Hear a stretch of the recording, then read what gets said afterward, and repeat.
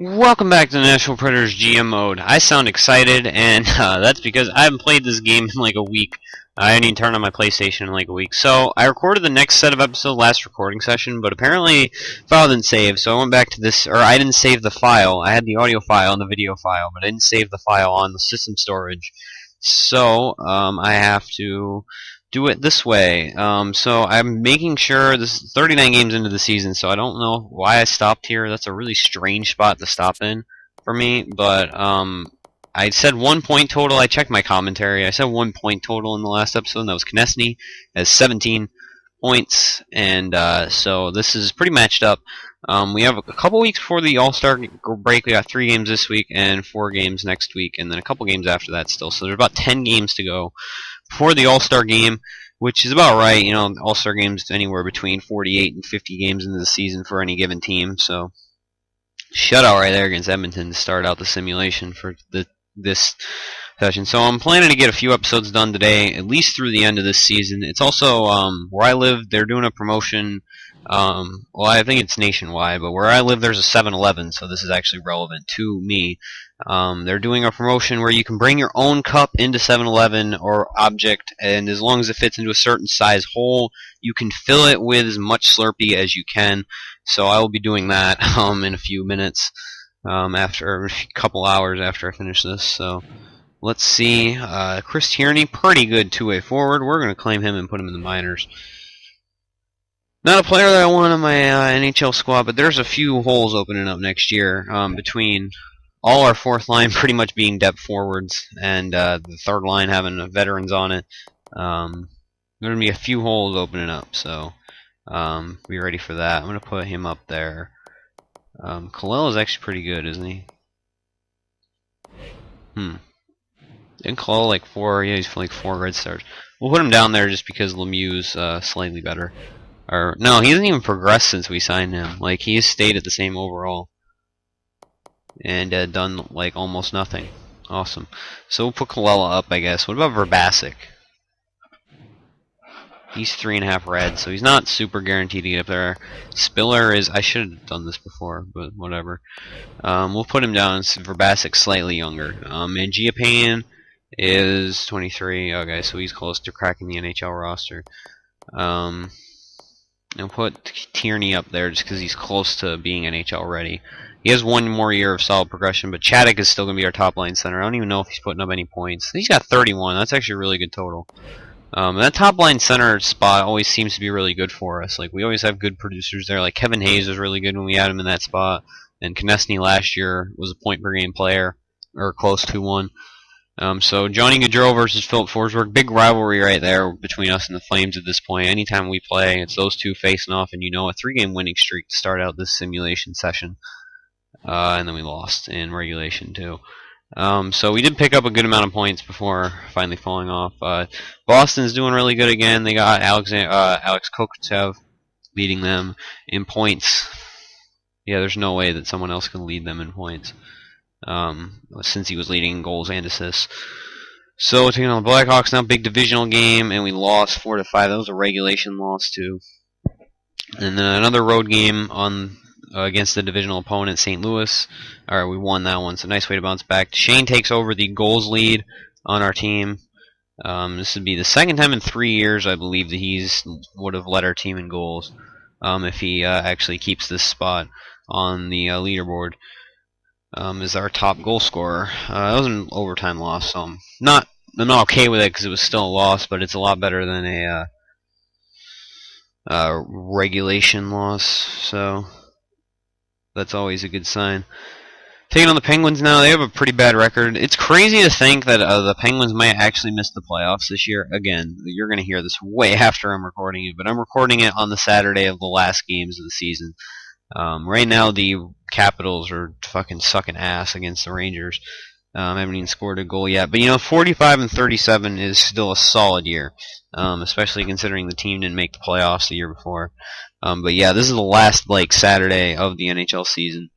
Last day of the NHL regular season. I'm really happy. It's going to be really weird not seeing the Kings in the playoffs for a long-ass time.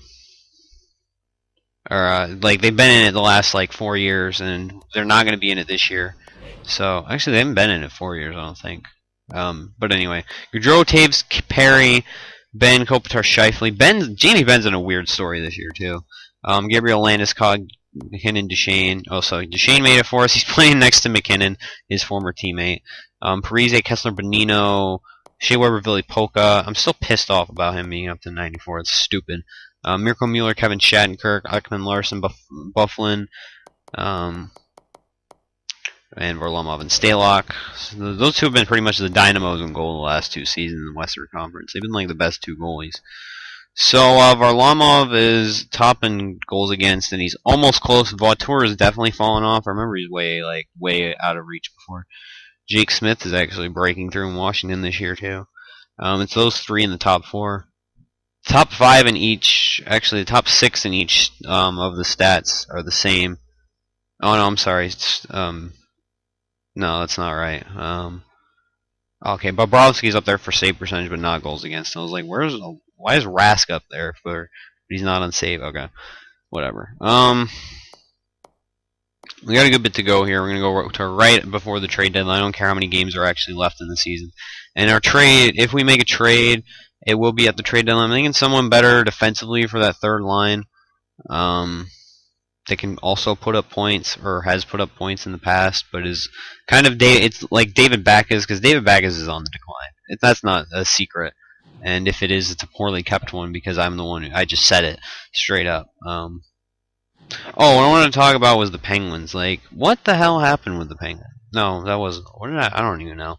I'm just kind of all over the place. I'm kind of excited to get back into it. I just want to talk hockey. So close to the playoffs. And thinking about wrapping this GM mode up here soon, but I want at least like another season or so before that happens, because I still enjoy this, and we do have like a couple prospects on their way up. Like Peter Nedved is going to be in the NHL next year, and as the backup, so I'm probably going to do 2 more seasons, and then probably call it quits on that. I might finish out the 10 years.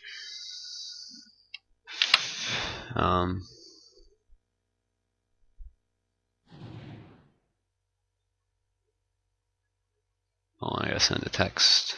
Unprofessional, but I'm in the middle of like trying to coordinate plans. So Tyler Johnson's out for about 3 games right here.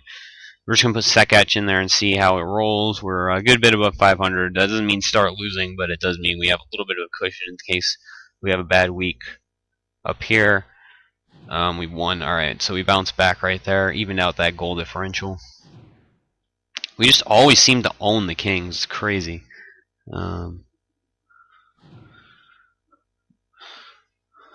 Alright, Tyrett, he's actually leading the Blues in goals. I remember one time when I simmed this, it was like the Blues traded at the same trade deadline for both.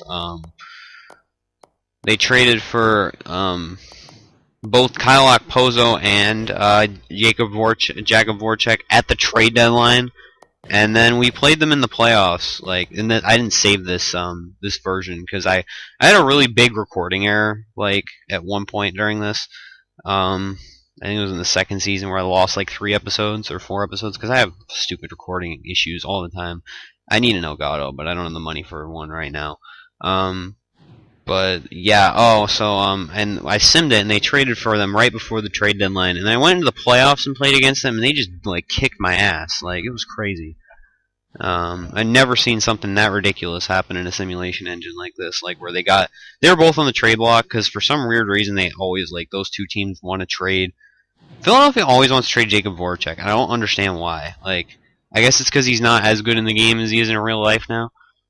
But still.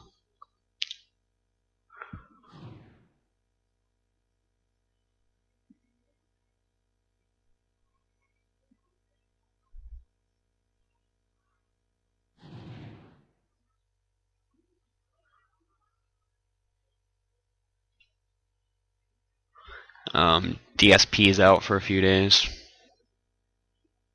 It's weird that I just called him that. Whatever. Shea Weber's on a really good year. Alright, Roman Yossi's back. Sweet. So put him in instead of Bartley. Yeah, I also want to see the turnover from Yossi to Sean Day next year. It's going to be interesting. Because Sean Day's probably going to play with Seth Jones. Seth Jones is probably going to get boosted points because there's more points to have when you're playing with someone who's not going to get as many points. And I don't think Sean Day's going to get as many points. I also think there's no universe in which I'm ever going to get him ever again. Because I'm going to go back through and change all the potentials before my next GM mode, which is probably going to take about a day. But maybe not a day. It's gonna take a little bit beforehand, though, is my point. I don't remember who we are. Oh, yeah.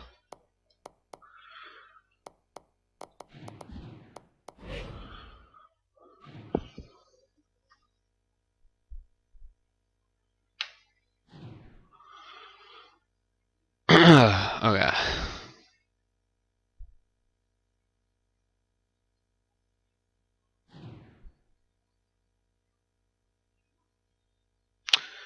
Alright, Canadians are actually under 500.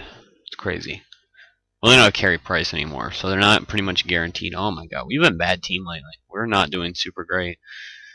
This is a 7-2 loss, too. We've been playing the backup, it looks like, a lot, too, though. So, SHL. Forwards in the U.S. DEL is nothing. I want to draft a center this year, I believe, was what I was going after. SHL's got too many top 10s. I need, like, first rounders. Like, I'm going to go back to the dub, I think. The dub was where we found all those first rounders to begin with. I think I might just do the dub for the rest of the year. Not the rest of the year, but I'll keep going back there consistently. Alright, so we got, like, one more week. Hopefully we can win 2 of these 3 games. We've been not good lately. It's been really rough. Because we were, like, 11 games over 500 when this started. And now we're, like, only 9, and we keep losing, so I don't know what's happening. Like, this team's just not playing as good, I guess. I was going to make a trade at the trade deadline anyway, because we need a better third liner to replace Backus, and Backus will probably go on the 4th line instead of Downey or DSP. I might trade Downey because he's listed as a depth forward now. So, there's that.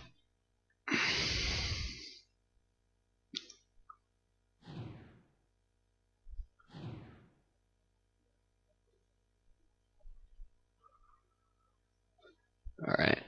I'll have back-to-back 1-4 wins. So, we're going to stop. I'm going to go look at what I want to do, who I want to trade for.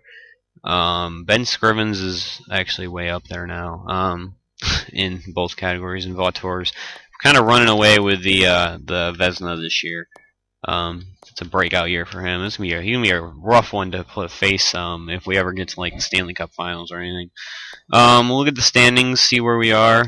We have 80 points, which is good enough to lead our division by like 8 points, but it's not the weakest division leader, but it's definitely pretty far back in the President's Trophy standings. San Jose is up there again, like it's crazy. Stalock's like really become good.